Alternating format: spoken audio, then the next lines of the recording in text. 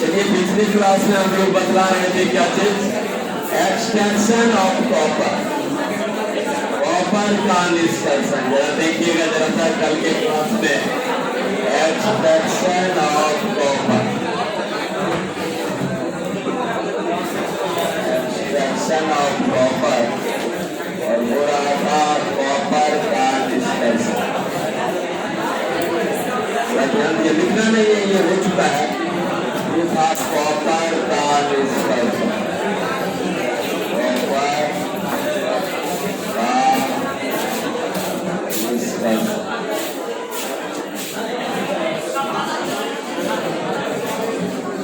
इसमें हम लोगों ने क्या क्या पढ़ा, जरा गौर कीजिएगा। तो एक तो आयस का शुरू में आपने पढ़ा, आयस पहला तो हम पढ़े आयस, कौन कौन सा मुख्य आयस है उसके बारे में हम पढ़े। उसके बाद हमने पढ़ा क्या, कंसंट्रेशन ऑफ उस आयस का सांद्रण बाय फैन उत्प्लवन विधि, देखिए आप पढ़े हैं।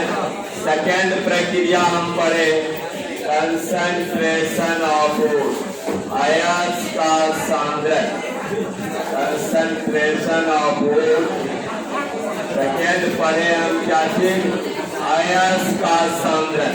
और आयस का सांद्रण हम किस विधि द्वारा पढ़े, आयस का सांद्रण हो गया, हो गया फैन उत्प्लवन विधि द्वारा, फ्लोटेशन प्रोसेस। इसके बाद हमको लगता है थर्ड बतलाए होंगे आपको, चारण या भर्जन, रोस्टिंग के बाद हमारा बतलाए हम रोस्टिंग। रोस्टिंग का मतलब हुआ चारण या भर्जन, चारण या भर्जन, चारण या भर्जन। ऑक्सीजन की उपस्थिति में अभिक्रिया कराते हैं, हमको लगता है ये भी हो चुका है। चलिए आज डालिए स्मेल्टिंग, स्मेल्टिंग मतलब प्रद्रवन। अगला प्रक्रिया अब हम इसको लेके चले जाएंगे फर्नेस में, स्मेल्टिंग, स्मेल्टिंग, स्मेल्टिंग मतलब हुआ प्रद्रवन, प्रद्रवन, स्मेल्टिंग मतलब प्रद्रवन। चलिए नीचे वाला डालिए, नीचे वाला स्मेल्टिंग प्रद्रवन। अब क्या करेंगे, ऑक्साइड आयस में क्या क्या मिलाएंगे, कार्बन या कोक, सिलिका, चूना, पत्थर इत्यादि। ये सब हो चुका है, इसको नहीं लिखना है, ये तो कल ही हो चुका है, इसको काय लिखना। चलिए यहाँ हमारा अब हो रहा है स्मेल्टिंग, स्मेल्टिंग मतलब प्रद्रवन। छोटा छोटा हुआ है क्या,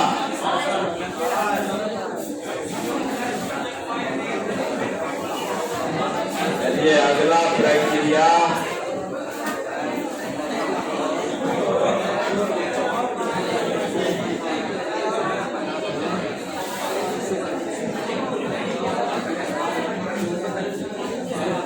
स्मेल्टिंग।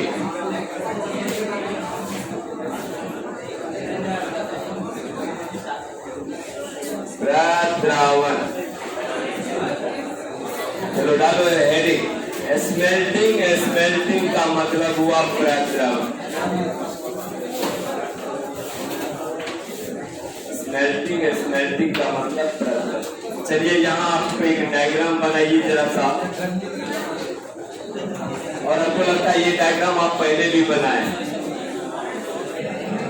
इस तरह का डायग्राम आप बनाए हैं।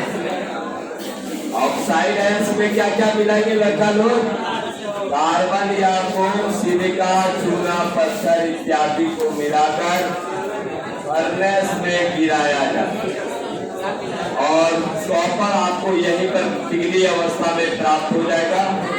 और उसके बाद उसको विद्युत विच्छेदन कर देंगे, जहाँ आपका इस तरह से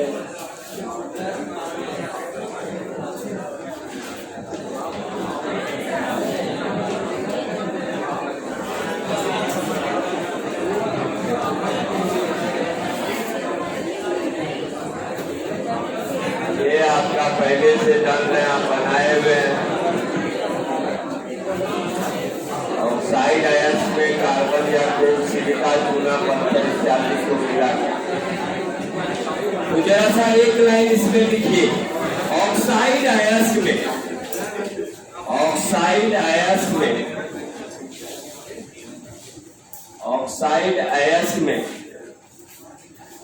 कार्बन या कोक, ऑक्साइड अयस्क में कार्बन या कोक, ऑक्साइड अयस्क में कार्बन या कोक, सिलिका SiO2, CaCO3 इत्यादि को मिलाकर, इत्यादि को मिलाकर फर्नेस में गर्म किया जाता है। इत्यादि को मिलाकर भट्ठी में, भट्ठी लिखो, इत्यादि को मिलाकर फर्नेस में गर्म किया जाता है। इत्यादि को मिलाकर भट्ठी में गर्म किया जाता है। क्या क्या लिखा जरा सा फिर से सुन लीजिए। ऑक्साइड अयस्क में कार्बन या Coke, coma silica SiO2, coma CaCO3 इत्यादि को मिलाकर फर्नेस या भट्ठी में गर्म किया जाता है। लिख लिया? हो गया लड़का लोग? फर्नेस के अंदर होने वाली, लिखो, भट्ठी के अंदर होने वाली प्रमुख अभिक्रिया निम्नलिखित है। भट्ठी के अंदर होने वाली प्रमुख अभिक्रिया निम्नलिखित है। भट्ठी के अंदर होने वाली प्रमुख अभिक्रिया निम्नलिखित है। भट्ठी के अंदर होने वाली प्रमुख अभिक्रिया निम्नलिखित है। भट्ठी के अंदर होने वाली प्रमुख अभिक्रिया निम्नलिखित है।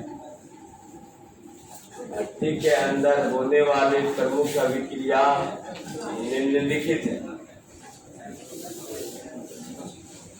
चलिए रिएक्शन दे दीजिएगा। फेरस सिलिकेट, ये स्लैग है, धातुमल, फेरस सिलिकेट, इसको आप कहते हैं स्लैग, धातुमल।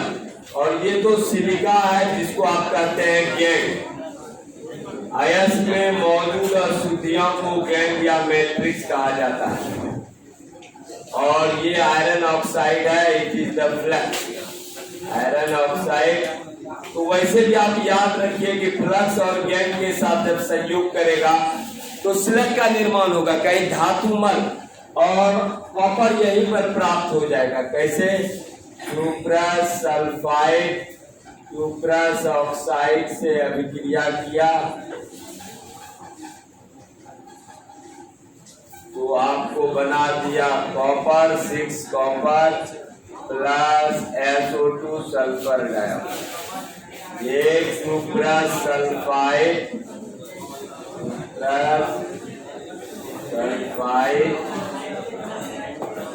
दूसरा क्यूप्रस ऑक्साइड,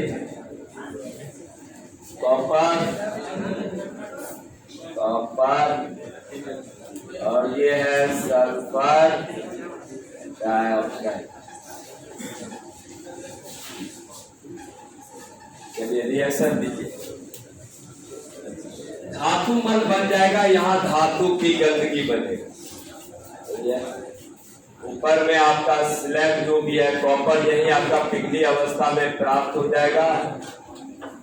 तो ये आपका स्लैग बन जाएगा, तो इसके ऊपर तैरेगा, इसी को हम कहते हैं स्लैग। और स्लैग का निर्माण कब होता है? जब गैंग किसके साथ अभिक्रिया करता है? फ्लक्स के साथ, तो आपका स्लैग का निर्माण। चलिए लिख लीजिए और इंग्लिश मीडियम वाला कर लीजिएगा ना आप। In this process oxide ores is mixed with, लिख लिया है, और mixed with carbon coke and fed to the furnace, and fed to the furnace, that to the furnace.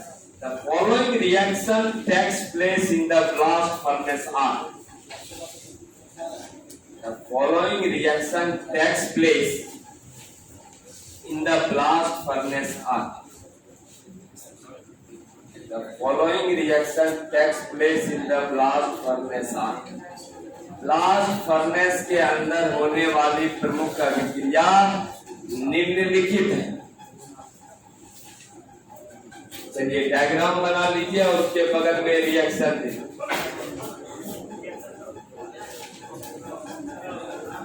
Copper मिल गया, अब हम लेके चले जाएंगे इसको प्यूरिफिकेशन में।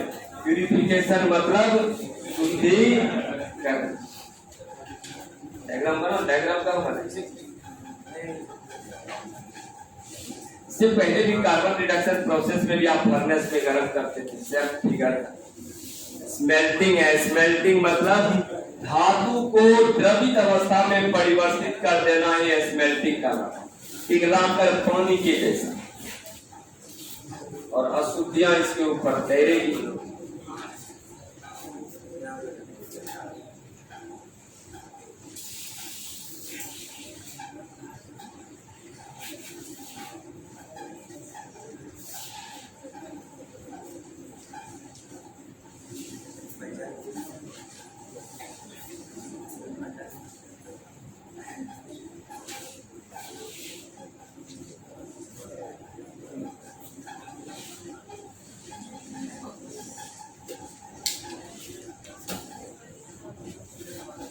डायग्राम बना लो अच्छा से।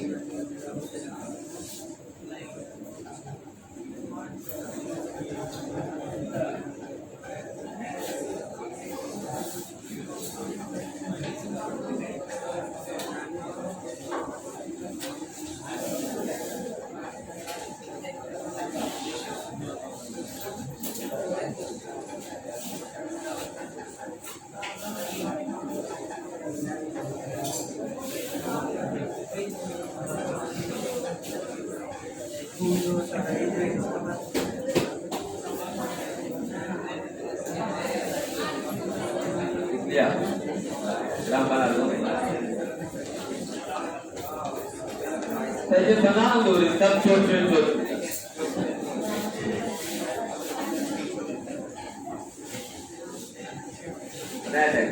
इसके ऊपर क्या लिखेगा? ऑक्साइड आयंस को कार्बन या कोक सिलिका वो भी लिखेगा ना, क्या क्या डाल रहे हैं ऊपर से। ऑक्साइड आयंस में कार्बन या कोक सिलिका SiO2 CaCO3 चूना पत्थर इत्यादि को मिलाकर फर्नेस में गिराया जाता है। और फर्नेस के अंदर होने वाली प्रमुख अभिक्रिया है।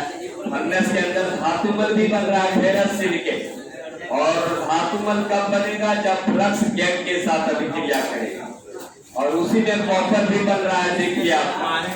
और कॉपर द्रवित अवस्था में आ जाएगा। अब हम करेंगे इसका प्यूरिफिकेशन कॉपर का। चलिए लवण को विद्युत विच्छेद के रूप में लेंगे, एक तरफ कैथोड एक तरफ एनोड। जैसे ही विद्युत धारा प्रवाहित करेंगे आपको शुद्ध कॉपर कहाँ पर मिल जाएगा? कैथोड पर।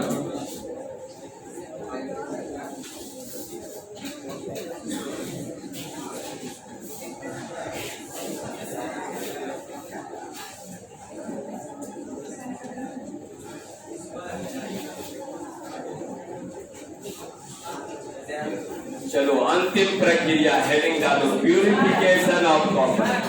मिटाने रहे ठीक है।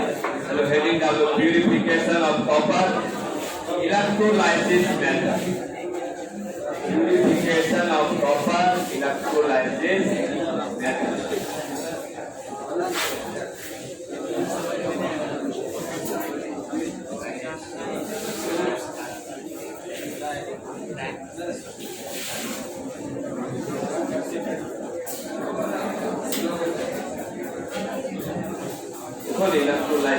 Purification of copper.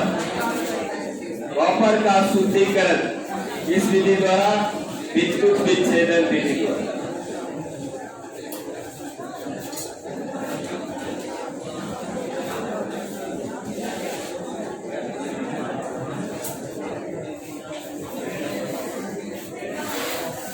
चलिए आगे बढ़ा। लड़का लोग पीछे लिख लिया लड़का लोग हो गया।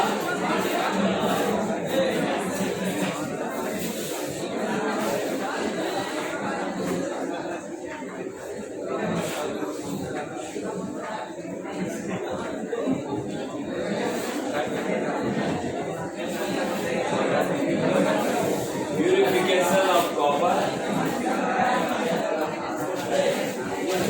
चलिए आगे बढ़ते हैं, हेडिंग डालिए। जब आपको कॉपर मिल गया, अब हम अंतिम चरण जाएंगे, कॉपर का शुद्धिकरण, प्यूरिफिकेशन ऑफ कॉपर। किस विधि द्वारा? इलेक्ट्रोलाइसिस मेथड द्वारा। चलिए, कॉपर का प्यूरिफिकेशन ऑफ कॉपर, कॉपर का शुद्धिकरण।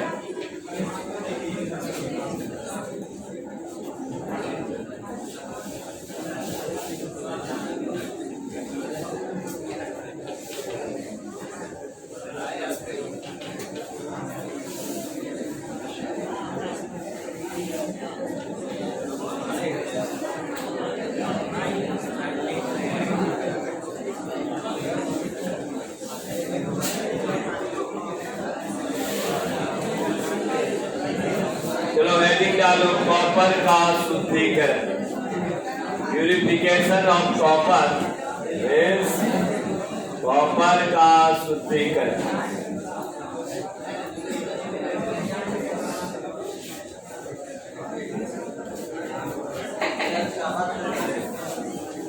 और कौन विधि द्वारा करेंगे? विद्युत विच्छेदन विधि। विद्युत विच्छेदन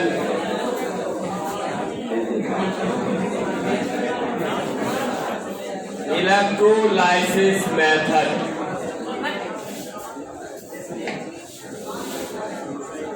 कौन सा विधि? इलेक्ट्रोलाइसिस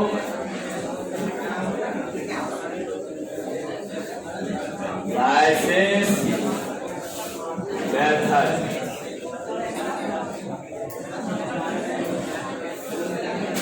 इसको हम कहते हैं विद्युत विच्छेदन विधि। विद्युत विच्छेदन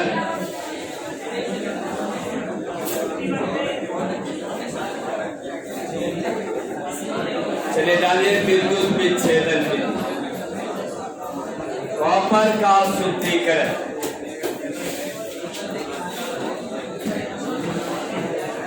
अच्छा, हमको लगता है कि जिंक का शुद्धिकरण भी बतलाए हैं, याद होगा। जिंक का शुद्धिकरण में आपको बतलाए हैं शुद्ध धातु का कैथोड, अशुद्ध धातु का एनोड, यही लिखा है ना। और इसमें आप एक डायग्राम बनाए थे, याद होगा, इस तरह का कैथोड और एनोड का तरह का। हल्ला न लिखिए। इस प्रक्रिया में शुद्ध कॉपर, हल्ला न करेगा, जो लिखा रहा है चुपचाप लिखिए, नौटंकी न। इस प्रक्रिया में शुद्ध धातु का कैथोड, जब हल्ले करेगा तो तुरंत हम प्लेटफॉर्म पर लाएंगे। लिखना स्टार्ट करो, शांत हो जाएगा अपने माहौल। जब इस प्रक्रिया में शुद्ध कॉपर का कैथोड, इस प्रक्रिया में शुद्ध कॉपर का कैथोड तथा अशुद्ध कॉपर को एनोड के रूप में लिया जाता है। इस प्रक्रिया में शुद्ध कॉपर का कैथोड तथा अशुद्ध कॉपर को एनोड के रूप में लिया जाता है। इस प्रक्रिया में शुद्ध कॉपर को कैथोड तथा अशुद्ध कॉपर को एनोड के रूप में लिया जाता है।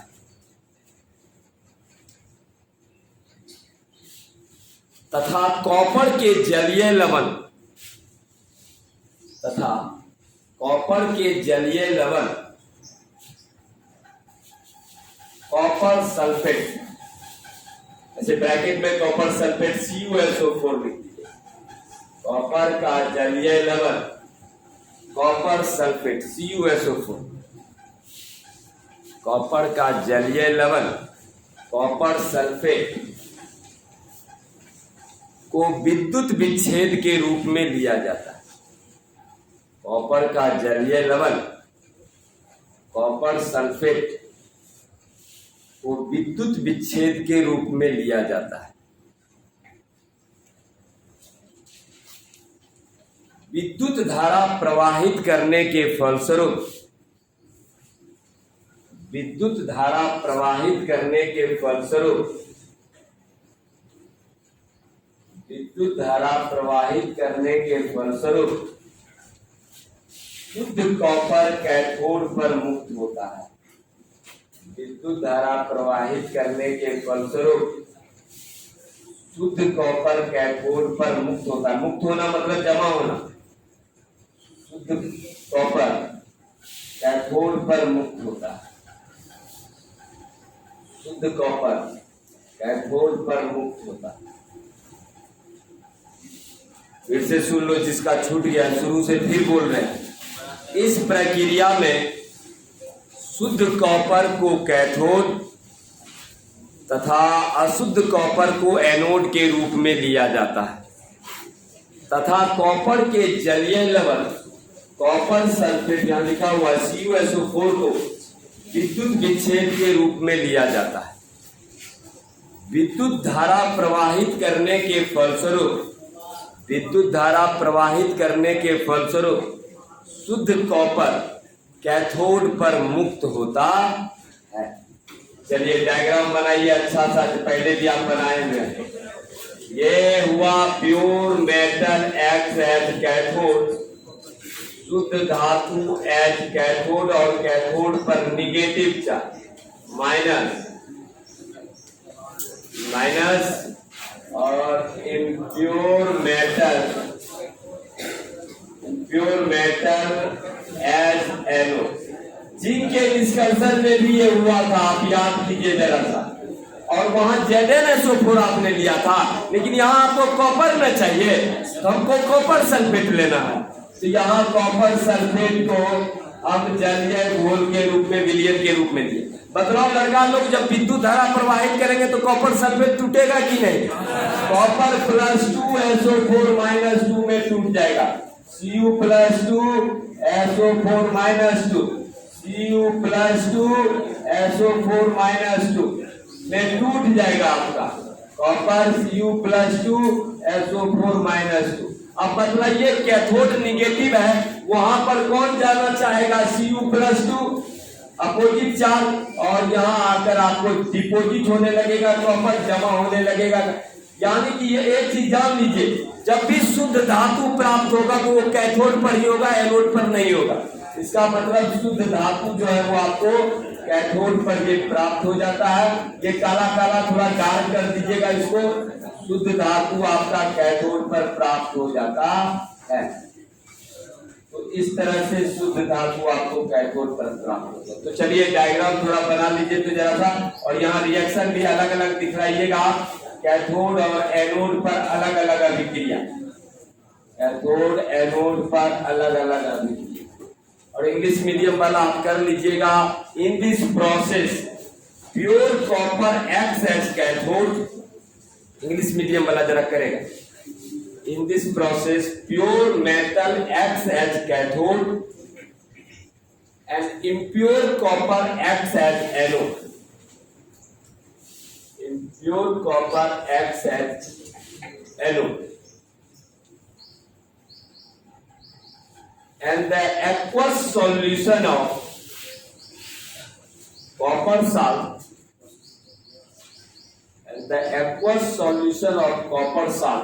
ब्रैकेट में लिख लीजिएगा copper sulphate is taken as electrolyte,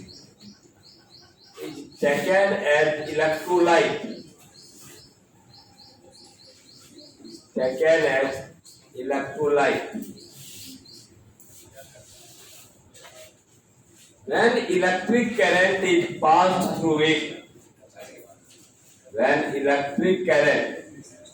passed through it, Pure copper become deposited at cathode. Pure copper become deposited at cathode. शुद्ध कॉपर कैथोड पर जमा होता है।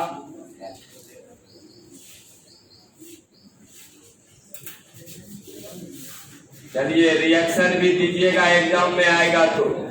सेम रिएक्शन है जो जिंक में हो रहा था ना, सेम वही अभिक्रिया हो रहा है। SO2 plus oxygen. तो इस पर इसी विधि को हम कहते हैं विद्युत विच्छेदन विधि। तो जरा सा अच्छा से डायग्राम, और डायग्राम के नीचे रिएक्शन दीजिए या डायग्राम के बगल में रिएक्शन दीजिए, बात बराबर है। चलिए लिख लीजिए जरा सा, बना लो अच्छा सा इलेक्ट्रोलाइसिस प्रक्रिया। इस तरह से शुद्ध कॉपर आपको कैथोड पर जमा होता है। जिंक सल्फेट में भी तो यही हो रहा था, जरा गौर करना। सिर्फ अंतर था कि वहां Zn+2 कैथोड पर जिंक हो रहा था, बाकी तो रिएक्शन सेम एक जैसा। यहाँ चूंकि कॉपर लेना है, कॉपर का जलीय विलयन लेना।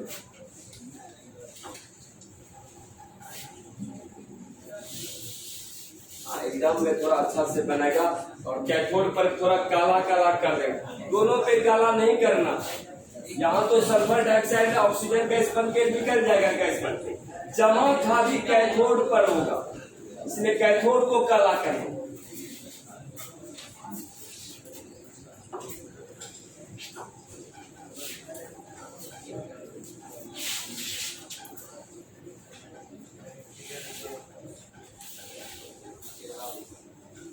लोग के भलाई के लिए हम यहाँ कैमरा लगाए हैं, मतलब रिकॉर्डिंग हो रहा है। कोई बच्चा का अगर छूट गया, नहीं समझ में आया, जाके वीडियो देखिएगा 2-4 बार, फिर क्लियर हो जाएगा उसका। आप ही के भलाई के लिए daily 2 GB 4 GB data loss करते हैं डेली। कहने का मतलब है वाईफाई का, इसलिए तो जल्दी हो जाता है ना। वाईफाई में एयरटेल एक्सट्रीम फाइबर लगाए तो उसका हमको फायदा मिल रहा है। लगाए हैं तो तुरंत लोड भी हो जाता है। 200 Mbps पर स्पीड है पर सेकेंड, तुरंत डालेंगे तुरंत लोड हो जाएगा फटाक से। वाईफाई ऑन है तो कहने का मतलब इसीलिए। और आपको फायदा क्या है कि वीडियो रनिंग में जा रहा है, जैसे कोई बच्चा का क्लास मान लो छूट गया, वो मेकअप कर लिया अपना देख के, आपको भी फायदा हमको भी फायदा। तुम मेरा वीडियो देखेगा, पैसा हमको बनेगा। मेरा बात समझा? रिवेन्यू हमको जनरेट होगा। चल जल्दी जल्दी करो।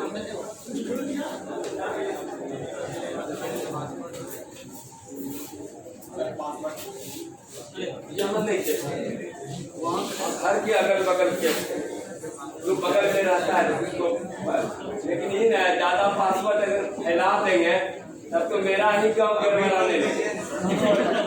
नहीं समझा? स्लो हो जाएगा कि बात वही है। एक विद्यार्थी देने का दे सकते हैं, लेकिन ज्यादा देगा फिर तो स्पीड आपका घट जाएगा, दिक्कत वाला बात।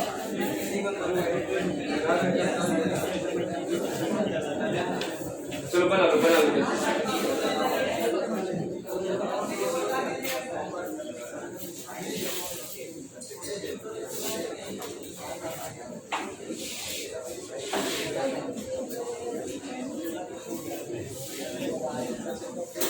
और अगर क्लासरूम में लगा देंगे वाईफाई, यहाँ सब खेसारी लाल का वीडियो देखे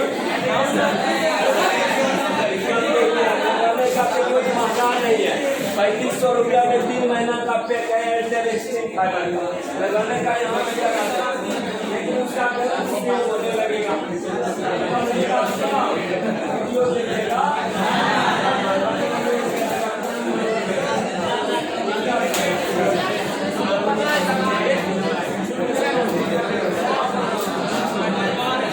चलो बना लो बना लो।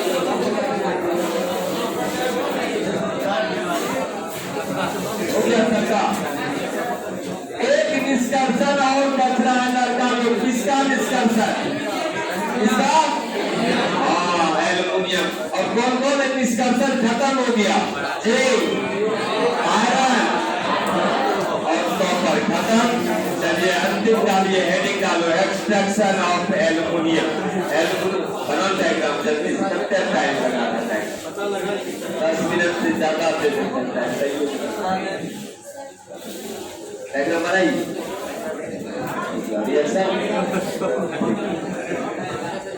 चलिए आप डालो heading extraction of aluminium, aluminium का निष्कर्षण। और एल्युमिनियम का मुंह का इस लड़कियों को बताओ ऑक्साइड क्या सूत्र? 2H2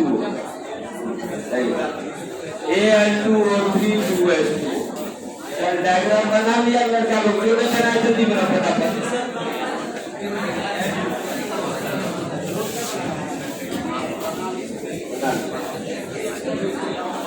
और थोड़ा डांस कर देगा ताकि लगेगा कि वहां पर चिपक रहा है, तो है जो कि कितना अच्छा। चलिए हो गया, चलो आगे चलते हैं। एक लास्ट ये निष्कर्षण, that is the extraction of aluminium, aluminium का निष्कर्षण।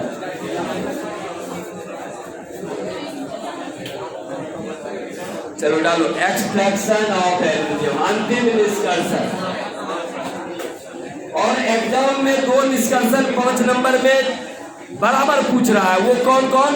आयरन और एल्युमिनियम, वेरी वेरी इंपॉर्टेंट है। लेकिन अभी आपको टिक हम नहीं लगवाएंगे, हम लगवाएंगे लास्ट में, जब दिसंबर आएगा ना, नवंबर दिसंबर, तब आपका नोट्स में हम टिक लगवाएंगे, वेरी वेरी इंपॉर्टेंट। अभी extraction of aluminium, extraction of aluminium,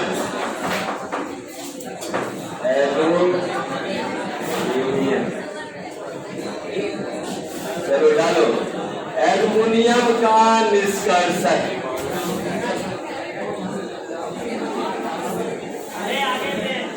हल्ला नहीं थोड़ा शांति। तुम लोग जो हल्ला करता है उसका मेन इफेक्ट क्या पता है? यहाँ कैमरा में जो है ना कैच करने लगता, आवाज जो है मेरा सॉलिड नहीं। चलो डालो एल्युमिनियम का निष्कर्षण, एल्युमिनियम का निष्कर्षण, एल्युमिनियम। और सबसे पहला हम लिखेंगे इसका मुख्य अयस्क, और मुख्य अयस्क है बॉक्साइट। और हम आपको एक और लिखाए थे क्रायोलाइट, याद कीजिए Na3Al6। तो सबसे पहला डिस्कशन लिखने से पहले आपको करना है कि मुख्य अयस्क का नाम लिखना।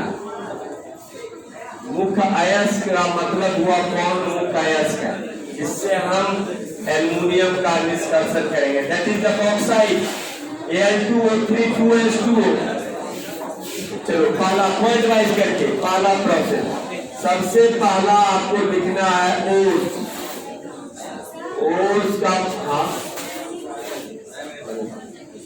देखिए मेरा तबीयत बराबर खराब रहा है, तुम ठीक है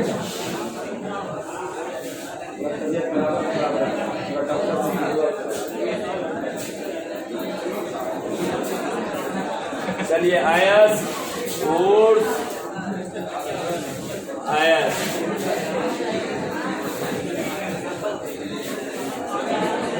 ठीक है।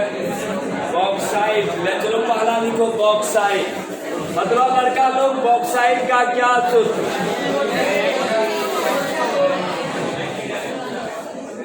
Al2O3 और 2H2O। लेकिन मुख्य अयस्क आपका बॉक्साइट है, जिससे हम एल्युमिनियम का डिस्कशन करेंगे। वैसे हम आपको क्रायोलाइट भी दिखाए हैं, एल्युमिनियम भी है, और लेकिन हम जो है क्रायोलाइट Na3Al6 और करता है। यहाँ हम कुछ नहीं करेंगे कंसंट्रेशन सब, डायरेक्ट प्रोसेस पे आ जाएंगे। छोटा निष्कर्षण है, 2 चरण में आपका एल्युमिनियम मिल जाएगा।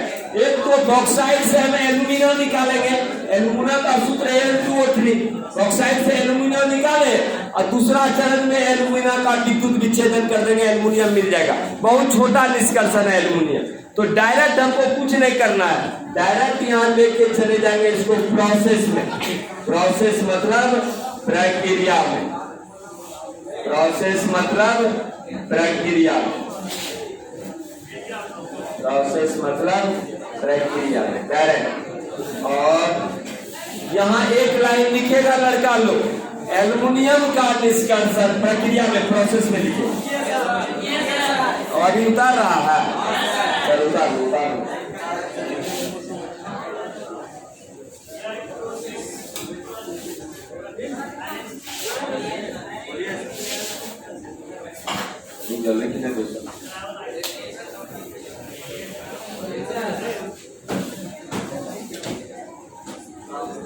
कोर्स लिख लिया दोनों, प्रोसेस डाला। अब लिखो एक लाइन जरा, एल्युमिनियम का निष्कर्षण मुख्यतः 2 चरण में संपन्न होता है। एल्युमिनियम का निष्कर्षण मुख्यतः 2 चरण में संपन्न होता है। एल्युमिनियम का निष्कर्षण मुख्यतः 2 चरण में संपन्न होता है। एल्युमिनियम का निष्कर्षण मुख्यतः 2 चरण में संपन्न होता है। इंग्लिश मीडियम वाला, extraction of aluminium takes place in 2 steps. Extraction of aluminium takes place in 2 step. कौन सा 2 स्टेप? चलो पहला हम क्या बतलाए, एल्युमिना निकालेंगे तो पहला स्टेप है मेरा शुद्ध एल्युमिना की तैयारी। पहले तो हम एल्युमिना करेंगे पहला, उसके बाद दूसरा प्रक्रिया में एल्युमिना का विद्युत विच्छेदन। चलो पहला लिखो जरा सा, 2 चरण में संपन्न होता है। कौन चरण? पहला preparation of pure alumina, preparation of pure alumina.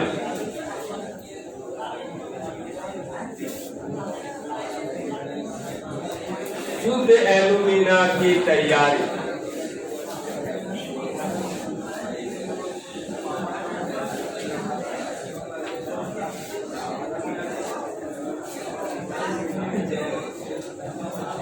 शुद्ध एल्युमिना की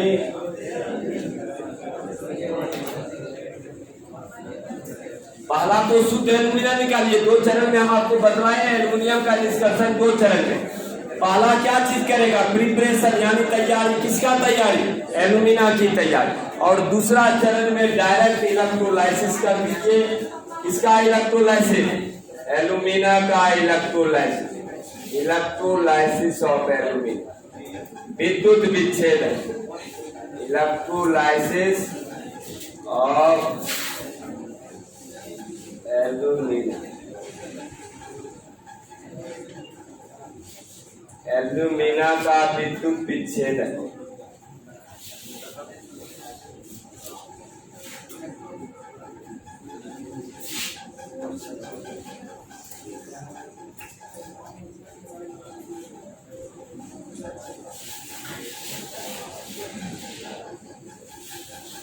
चलो लिख लो जरा सा, एल्युमिनियम का निष्कर्षण मुख्यतः 2 चरण में संपन्न होता है। Extraction of aluminium takes place in 2 step. पहला है preparation of alumina, pure alumina की तैयारी, और दूसरे चरण में एल्युमिना का विद्युत विच्छेदन।